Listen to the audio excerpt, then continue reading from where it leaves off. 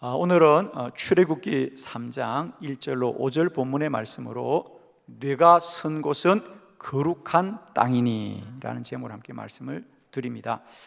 뇌가 선 곳은 거룩한 땅이다, 이런 뜻입니다. 오늘 여러분이 두 발을 딛고 선 땅은 어떻게 마음이 드십니까? 할렐루야. 그래요. 늘 우리는 어느 곳에 있든지 내가 선 자리가 여호와의 정하신 자리다, 하나님의 뜻이 있는 자리다, 너의 선 자리는 거룩한 땅이다. 오늘도 주의 음성으로 듣는 저와 여러분 되기를 축복합니다. 오늘 모세는 하나님의 부름을 받습니다. 그가 40년 동안 이 미디안 광야에서 목동으로 살아갑니다. 그렇죠? 이제 그의 나이가 은 80이 되었습니다. 사실은 이제 무언가를 시작할 나이가 아니고요, 인생을 마무리해야 될 나이인데 하나님이 그에게 나타나셔서 너는 이제 애굽으로 돌아가서 너의 민족을 구원하여라 말합니다. 사실 모세에게는 너무도 놀라운 말씀이지요. 이제 그는 나는 이제 40년 동안 이곳에서 정말 잊혀져 갔고, 또 나는 이제 나이가 들어서 이제 정말 힘이 없는 연약한 사람이라고 생각하는데, 하나님은 그에게 모세야, 너의 선 곳은 거룩한 땅이다. 우리가 거룩하다는 말은 말입니다, 어떤 상태의 문제를 말하는 게 아니에요. 우리는 지금까지 자꾸만 거룩하다고 하면 내가 좀 더 깨끗한 사람이구나, 내가 좀 더 나은 사람이구나 라고 생각해요. 그러나 우리 성경에서 말하는 거룩함이라는 것은 우리의 상태를 말하는 게 아니고 우리가 하나님 앞에 가지고 있는 목적을 말할 때 거룩하다 그래요. 자, 예를 들면 여러분이 앉아 계신 그 의자를 우리는 교회에서 사용하기 때문에 성구라 그래요. 그죠? 성구, 거룩한 물건이다. 물론 의자뿐 아닙니다. 우리가 교회에서 사용하는 모든 물건들은 다 성구, 거룩한 물건이다. 왜? 하나님을 위해서 쓰임받기 때문에. 여러분이 앉아있는 의자가 조금 낡았을지라도 그것은 성구라고 말해요. 거룩한 물건인 것은 그 상태 때문이 아니고 그 목적이 하나님을 위해서 쓰임받기 때문이에요. 오늘 하나님이 모세에게도 모세야, 너의 선 이 땅, 이 광야는 거룩한 땅이다. 여러분, 지난 40년 모세가 이 미디안 광야에 살면서 그런 생각했겠습니까? 아니지요. 그는 도망을 와서 숨어 사는 곳이 미디안 광야거든요. 그런데 하나님이 그 땅이 하나님의 목적이 있다, 이렇게 말하는 거예요. 사실 모세는 지난 40년 미디안 광야에서 살면서 아들 둘을 낳았는데 그 첫째 아들의 이름이 게르솜이라 그랬어요. 그죠? 게르솜. 게르솜이란 이름의 뜻은 나그네다, 이런 뜻입니다.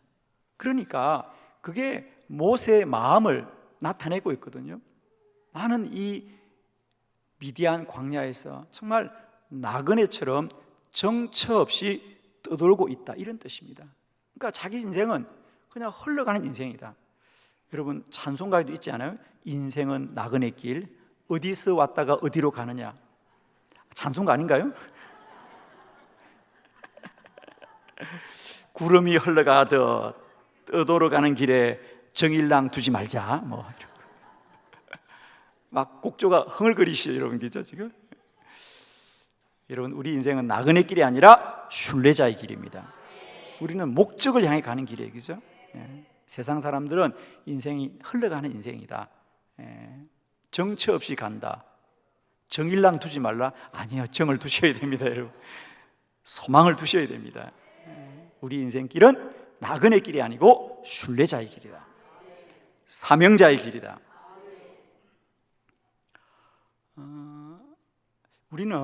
우리가 좀 인생이 거룩하다, 내 인생이 정말 가치가 있다고 할 때 우리는 자꾸 무엇으로만 그걸 확인하려고 하느냐면 나의 어떤 뜻이 이루어지는, 또 나의 생각이 이루어지는, 예를 들면 뭐 집도 좀 큰 집에 살면 좋고, 또 좀 손에 가진 것도 많았으면 좋고, 또 할 수 있으면 좀 다른 사람보다 높은 위치에 있으면 우리는 그것이 하나님이 우리를 축복하는 것이고 내가 잘 사는 거라고 우리는 생각합니다. 그러나 하나님은 우리 인생 한 사람 한 사람이 그런 인간적인 만족이나 또 우리의 어떤 뜻이 이루어지는 게 아니고요, 그리스도인의 삶의 가장 큰 복은 하나님의 뜻을 따라 사는 인생이라는 거예요. 오늘 모세도 사실은 스스로 생각하건대 나는 실패자라고 사실 생각합니다. 어쩌면 실패자와 같습니다. 그런데 하나님은 너는 실패자가 아니고 사명자다. 너의 선 땅은 거룩한 곳이다. 아멘이시죠? 오늘 저는 우리가 살아가는 나의 모든 발걸음들 속에서 우리가 생각하는 때로는 정말 실패할 것 같은 인생 같은데도 하나님의 사명은 누구에게나 분명히 있다는 사실을 꼭 깨달으시고, 저는 오늘 이 말씀을 통하여 다시 한번 모세뿐 아니라 저와 여러분에게도 내가 선 이곳이 거룩한 곳이구나. 여러분, 우리가 성지는 어느 특별한 곳을 가야만 성지가 아니고요, 그리스도인이 두 발을 딛고 있는 모든 곳이 거룩한 땅입니다. 성스러운 땅입니다.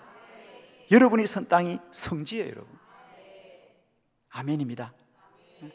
오늘 모세가 40년 동안 양을 돌보던 모세의 인생에는 나그네 인생 같고, 나는 이제 실패한 인생 같은 그의 삶에 하나님이 모세야, 너는 나그네가 아니고 순례자고 너는 실패자가 아니고 사명자라고 하는 하나님의 말씀을 통하여 모세가 어떻게 한 민족을 구원하는 구원자가 되었던지, 우리가 오늘 모세를 통하여 다시 한번 광야 가운데 하나님의 거룩한 뜻을 깨닫는 은혜가 오늘 말씀을 들을 때 저와 여러분에게도 함께 누려지시기를 축원합니다. 여러분, 유보를 보시면서 여러분 네 가지 말씀이 있거든요. 자, 주보를 참고하시면서 네 가지 말씀 보는데, 첫 번째, 광야에서 양떼를 치고 있었습니다. 그렇습니다. 1절 말씀 다 같이 합독합니다. 시작.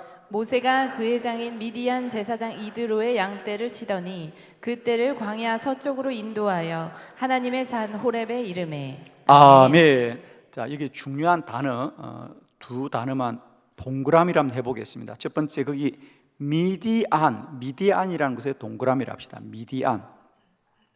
그리고 그 아래 인도하여의 동그라미. 자, 그리고 저를 보면 됩니다. 모세가 어디서 양을 치고 있었느냐? 그는 미디안 광야에서 양을 치고 있었더라 그랬습니다. 물론 저와 여러분은 사실 미디안이 어딘지를 잘 모르니까 그냥 미디안에서 양을 치고 있었군이라고 생각하지만, 미디안이 어딘지를 아는 이스라엘 백성들에게는 모세는 아주 먼 곳에 있었구나. 아주 먼 곳에. 자, 우리가 출애굽기를 보면 애굽을 기준으로 할 때 그들이 광야를 나가자마자 가장 먼저 만나는 광야가 수르 광야입니다. 그죠? 홍해를 건너면 바로 그들이 걷게 되는 광야가 수르 광야입니다. 그리고 좀 더 지나서 멀리 가면 시내 광야를 지나게 되고, 거기서 조금 더 지나게 되면 바란 광야를 지나게 되죠. 그리고 그 광야를 더 지나서 끝까지 가면 거기가 미디안입니다.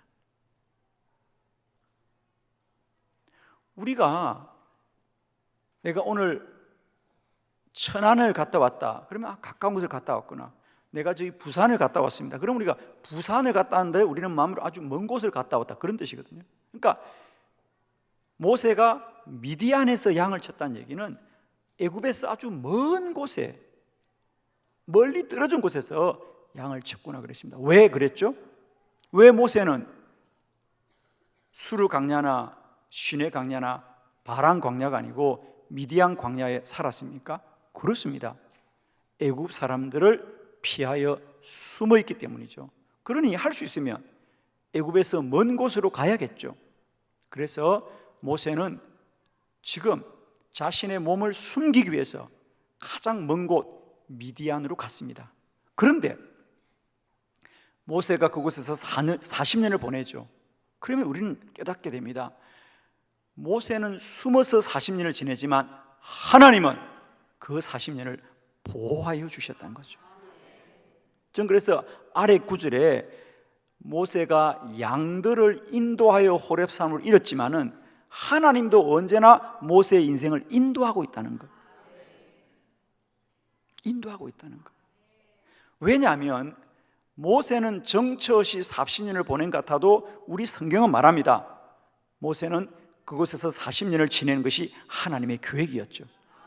왜? 앞으로 모세는 40년간 광야를 이끌어 가야 되니까 40년 광야를 먼저 경험하게 하시고 훈련받게 하시고 연단하게 하시는 것이 하나님의 뜻이기 때문입니다. 그래서 첫 번째 우리가 깨달아야 될 것, 모세에게 있어서 미디안 광야는 내가 숨어 지내는 곳이라고 생각했지만 그곳에서도 하나님의 계획이 있다는 거죠. 오늘도 우리 인생길이 때때로 광야, 벼랑 끝에 선 것 같은 생각이 들지만 그런 우리의 시간과 우리의 모든 공간 속에도 하나님의 계획과 뜻이 있는 줄로 믿습니다. 두 번째 우리가 함께 보아야 될 말씀입니다. 하나님이 뜰기나무 가운데서 나타났습니다. 그렇죠? 출애굽기 3장 2절입니다. 다 같이 시작. 여호와의 사자가 떨기나무 가운데로부터 나오는 불꽃 안에서 그에게 나타나시니라. 그가 보니 떨기나무에 불이 붙었으나 그 떨기나무가 사라지지 아니하는지라. 아멘. 거기 마지막 줄에 한번 밑줄을 그을까요, 여러분? 떨기나무가 사라지지 아니하는지라 그래요. 나무에 불이 붙었는데 불이 붙으면 나무가 타서 나무가 없어지고 불이 꺼져야 되는데 불이 꺼지질 않고 계속 타서 쳐다보니까 놀랍게도 나무가 타질 않는다는 겁니다. 타지 않는다. 그래서 모세가 놀라워서 그 광경을 바라보려고 가까이 가니 하나님의 사자가 나타나서 말씀하시더라. 왜 모세가 주목하게 되느냐? 떨기나무에 불이 붙었습니다. 그런데 자세히 가보니까 불이 꺼지지 않고 계속 타고 있는 거예요. 나무가 타면 타고 없어져야 됩니다. 사실 오늘 이 본문의 말씀은 광야에서 떨기나무에 불이 붙는 건 이상한 일이 아니에요. 왜냐하면 떨기나무는 우리나라로 말하면 개나리와 비슷합니다. 그러니까 이렇게 가지가 높이 솟은 시띠나무나 백향목처럼 우람한 나무가 아니고요, 그냥 땅에서 뻗어서 그냥 가지처럼 이렇게 늘어져 있어요. 그런데 또 그곳은 메마른 땅이지 않습니까? 그러니까 대부분 그 떨기나무는 잎이나 가지가 메말라 있습니다. 거기다가 어느 날 바람이라도 불면 그 나무들이 서로 바람에 흩날리면서 가지와 가지가 마찰을 일으키면서 종종 광야에 양을 치는 목동들은 떨기나무에 불이 붙는 광경을 종종 보지요. 우리가 캐나다나 저런 우거진 숲이 있는 나라에는 그냥 바람이 불어도 그죠? 자연적으로 불이 나는 것과 똑같은 이치지요. 그것은 이상하지 않는데 오늘 모세가 정말 놀랬던 것은 뭐죠? 불이 붙는 것은 이해가 되는데 꺼지지 않는 게 이해가 안 되는 거예요. 왜 꺼지지 않을까? 그리고 쳐다보니까 떨기나무가 타지 않는 거예요. 여호와의 불이 임하였던 것이죠. 여호와의 불이 임하였습니다. 그러자 모세는 두려웠던 것입니다. 하나님이 임재하셨구나. 여러분, 어쩌면 모세는 나는 하나님을 피하여서 이곳에 왔다고 생각했습니다. 나는 하나님을 피하여서 나는 이곳에서 이제 숨어서 지낸다고 생각했지만 그런 모세에게도 하나님이 나타나셔서 말씀하시는 거예요. 나타나셨어요. 여러분 꼭 기억하십시오. 하나님의 사명은 사람의 생각이 아닙니다. 사람이 깨달았어, 사람이 이해해서, 사람이 알아서 순종하는 것이 아니고 하나님이 알게 하시는 거예요. 눈을 감고 싶어도 눈을 뜨게 하여 주시고 피하고 싶어도 피하지 않게 하시는 것, 그것이 하나님의 사명이고요. 그건 초월적이고 절대적으로 임하는 것이었어요. 그것이 하나님이 우리를 부르신 자리예요. 마틴 루터도 젊어서는 훌륭한 법관이 되려고 법을 공부하는 사람이었어요. 늘 하나님의 부름이 있다고 생각은 했지만은 그래도 그는 인간적으로는 법관이 되는 것이 그의 꿈이었어요. 그러던 어느 날 길을 가는데 여름에 비가 쏟아지고 천둥과 번개를 칩니다. 여러분, 여름에 흔히 천둥과 번개가 치는 거죠. 그런데 그날따라 그 천둥이 너무도 무서워서 루터는 길을 갈 수가 없습니다. 계속 길을 가면 천둥이 나를 칠 것 같습니다. 그래서 그가 비 오는 땅에다 무릎을 엎드리고 주님 살려주십시오. 주님이 살려주시면 제가 종의 길을 가겠습니다. 서원 기도를 하고 그때부터 그는 법관의 꿈을 내려놓고 하나님의 복음을 전하는 자가 되지 않겠습니까? 두려움이 임할 때에 그의 삶이 바뀌어지더라는 거죠. 그렇습니다. 하나님의 부르심은 우리의 인생 가운데 이렇게도 분명한 것입니다. 우리가 피할 수 없는 하나님의 초월적이고 절대적인 것으로 우리에게 임하시는 것이죠. 그만큼 하나님의 사명은 너무도 분명한 거예요, 여러분. 그냥 희미하게 이게 하나님의 사명인가 아닌가 이런 고민을 하는 정도가 아닙니다. 하나님의 사명은 너무도 분명하게 오늘도 우리 안에 임하는 줄로 믿습니다. 세 번째, 하나님은 모세의 이름을 불렀습니다. 출애굽기 3장 4절 다 같이 시작. 여호와께서 그가 보려고 돌이켜 오는 것을 보신지라 하나님이 떨기나무 가운데서 그를 불러 이르시되 모세야 모세야 하시매 그가 이르되 내가 여기 있나이다. 아멘. 그게 밑줄을 긋습니다. 모세야 모세야 모세야 모세야. 한 번을 부르는 것이 아니라 두 번을 이어서 부르시더라는 거죠. 모세야 모세야. 우리 성경에서 하나님이 사람의 이름을 부르는 장면은 아주 많이 있습니다. 뭐 사무엘아, 기드온아 많이 부릅니다, 여러분. 그런데 이름을 반복해서 부르는 때는 특별한 때입니다. 언제입니까? 그것이 아주 다급할 때 두 번을 부르더란 말이죠. 자, 우리 창세기 22장 11절도 한번 볼까요? 아브라함 부를 때 반복합니다. 시작. 여호와의 사자가 하늘에서부터 그를 불러 이르시되 아브라함아 아브라함아 하시는지라 아브라함이 이르되 내가 여기 있나이다 하매 아멘. 아멘. 지금 얼마나 다급합니까? 아브라함은 아들 이삭을 데리고 모리아 산에 올라서 번제를 드리려고 이제 그런 칼을 뽑습니다, 여러분. 그 순간에 하나님이 다급하게 아브라함아 아브라함아 부르십니다. 멈추라고. 여러분, 그 순간 아브라함이 그 말씀을 순종하지 않으면 그는 참으로 안타까웠을 겁니다. 그죠? 얼마나 다급합니까? 또 한번 보시겠습니다. 우리 사도행전 9장 4절이죠.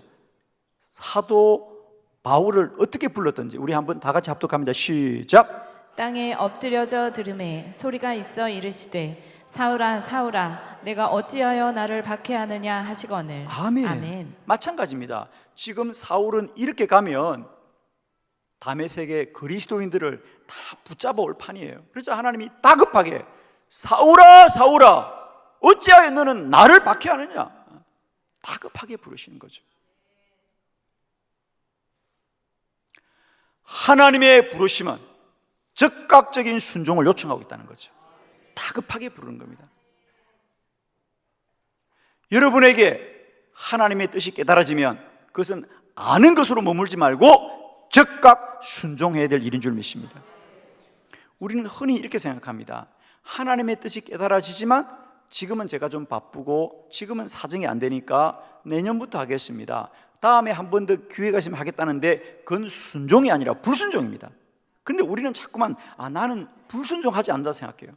여러분은 정말 여러분을 진단해 보십시오. 나는 날마다 때마다 하나님 앞에 순종하는 사람인지 아니면 불순종하는 사람인지 자기 점검이 있어야 돼요. 우리는 아무도 노라고 말하지 않아요. 그냥 그러시오 그래요. 그러시오 그러시오. 이제 그러시오가 아니고 아멘입니다. 그러시오 그러시오. 속을 모르겠어요. 제가 한다는 건지 안 하는 건지 언제 하실런지. 절대로 안 한다는 말은 안 하시죠? 그러시오. 절대로 여러분 안 한다는 말 안 하시죠? 여러분, 하나님의 뜻이 깨달아지면 적각 순종합시다. 하나님이 알게 하시면 그건 급한 겁니다, 여러분. 아멘이십니까? 하나님이 알게 하시면 그건 적각적 순종이 됩니다. 자, 마지막 네 번째, 애굽으로 가라고 하였더라 그랬습니다. 출애굽기 3장 9절입니다. 다 같이 시작. 이제 가라. 이스라엘 자손의 부르짖음이 내게 달하고 애굽 사람이 그들을 괴롭히는 학대도 내가 보았으니. 아멘. 거기 줄을 긋습니다. 이제 가라. 이제 가라. 이제 가라. 지금 모세의 나이가 80살입니다. 모세는 더 이상 꿈도 희망도 없습니다. 이제 내 삶은 여기서 마무리해야 된다고 생각합니다. 내 좋은 시간은 다 지나갔구나, 내 좋은 날들은 다 지나갔구나 하고 생각하는데 하나님은 그냥 가라고 하는 것입니다. 이제 가거라. 이제 뭐죠? 때가 되었다는 겁니다. 이제 가란 말은 때가 되었다, 그냥 가라는 게 아니고요, 때가 되었다는 거예요. 이제 가거라. 때가 되었다는 겁니다. 모세는 지난 40년이 아들 둘 낳고 아무것도 변한 것이 없이 매일 한날같이 장인의 양떼를 끌고 들판을 떠돌다가 해가 지면 돌아오기를 1년도 아니고 10년도 아니고 20년도 아니고 40년을 반복할 때, 똑같은 날들을 40년을 살 때 그 사람에게 무슨 꿈이 있고 무슨 희망이 있겠습니까? 그러나 성도의 인생은 성도가 아는 대로, 사람이 아는 대로 되어지는 것이 아니라 하나님의 뜻대로 되어진다는 사실이죠. 40년을 날마다 나의 일도 아니에요. 오늘 성경 말하잖아요. 장인 이드로의 양떼를 쳤단 말이에요. 내 것도 아니에요. 남의 땅에서 40년을 나그네처럼 살지만 그 나그네에도 하나님의 때가 있다는 사실을 기억하십시오. 아멘이십니다. 이제 가라. 이제 가라. 우리 사도행전 7장 30절을 함께 합독합니다. 시작. 40년이 참에 천사가 시내산 광야 가시나무 떨기 불꽃 가운데서 그에게 보이거늘. 아멘. 아멘. 40년이 참에, 40년이 참에 천사가 시내산 광야 가시나무 떨기 불꽃 가운데서 모세에게 보여주시더라. 오늘 모세가 하나님의 부르신 사건을 성경은 때가 차서 이루어졌다 말합니다. 오늘도 우리의 시간은 정처 없이 흘러가는 것 같아도 하나님은 오늘도 때를 채우고 있다는 사실을 기억하십시오. 오늘도 때가 채워지고 있는 겁니다. 우리 인생은 덧없이 가는 것이 아니라 저 천성을 향하여 더 가까워지고 있습니다. 하나님의 때는 오늘도 가까워지고 오늘도 가까워지고 오늘도 가까워지는 거예요. 하나님의 때가 되자 하나님은 모세에게 이제 가거라 그럽니다. 사실 지난 40년 모세는 미디안 광야에서 나그네처럼 정처 없는 삶을 살았던 것이 사실입니다. 그러나 그 나그네 땅 같은 광야 가운데도 하나님의 거룩한 뜻이 있었어. 하나님은 그 40년을 모세를 기다리는 겁니다. 여러분, 왜 40년입니까? 그렇습니다. 앞으로 모세가 걸어야 될 날들이 40년이잖아요. 이제 이스라엘 백성들 데리고 그 광야를 40년을 모세가 걸어야 됩니다. 물론 모세는 꿈도 꾸지 못한 일이죠. 생각지도 못한 일이지만 하나님은 모세의 인생을 향하여 뜻을 가지시고요, 지난 미디안 40년을 연단하고 훈련하면서 그를 준비시킨 시간이 미디안 광야이죠. 여러분, 내일은 아무도 모르죠. 그러나 하나님은 역시 우리 모두에게도 하나님의 뜻이 있고 하나님의 계획이 있습니다. 오늘 내가 사는 이 땅을 바라보지 마시고 이 땅 이후에 하나님의 계획하신 것, 뜻하심을 소망하면서 오늘도 내게 선 이 자리가 피하고 싶은 자리, 때때로는 원망과 불평의 자리 같아도 오늘 내가 선 땅은 거룩한 땅입니다. 아멘이십니다. 오늘 모세뿐 아니라 저와 여러분의 선 자리, 이곳이 거룩한 땅, 이곳이 성지입니다. 여러분, 다른 사람이 거룩하게 살았던 곳만 성지가 아니고 내가 사는 이 땅도 거룩한 땅이고 성지입니다. 여러분, 내가 선 이 땅이 성지고 지금이 거룩한 시간입니다. 축복하기는 날마다 때마다 미디안 광야를 거룩한 땅으로 변화시키는 믿음의 사람들이 되시기를, 날마다 성스러운 땅에서 하나님의 뜻을 이루어가는 거룩한 주의 백성 되시기를 그리스도 예수의 이름으로 축원합니다. 기도드리겠습니다.